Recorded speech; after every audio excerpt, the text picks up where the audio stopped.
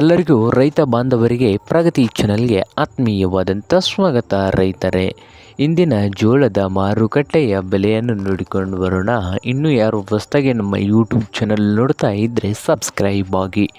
ಇಂದು ಜೋಳದ ಮಾರುಕಟ್ಟೆಯ ಬೆಲೆಯನ್ನು ನೋಡೋದಾದರೆ, ವಿಜಯಪುರದಲ್ಲಿ ಹೈಬ್ರಿಡ್ ಜೋಳ ಒಂದು 2,000 ರೂಪಾಯಿದಿಂದ ಹಿಡಿಕೊಂಡು 2,200 2,000ದಿಂದ 2,000 ವಿಜಯಪುರ ಮಾರುಕಟ್ಟೆಯಲ್ಲಿ ಹೈಬ್ರಿಡ್ ಜೋಳದ ಬೆಲೆಯನ್ನು ಹೊಂದಿದೆ.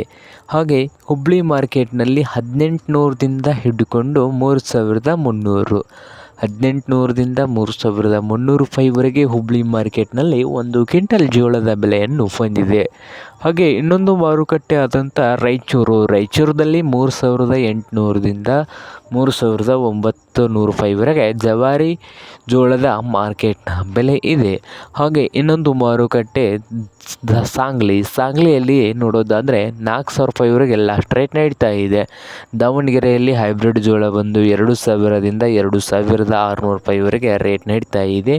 ಇದು ಇಂದಿನ ಜೋಳದ ಮಾರ್ಕೆಟ್ನ ಬೆಲೆ ಆಗಿದೆ ನೋಡಿ ರೈತರ.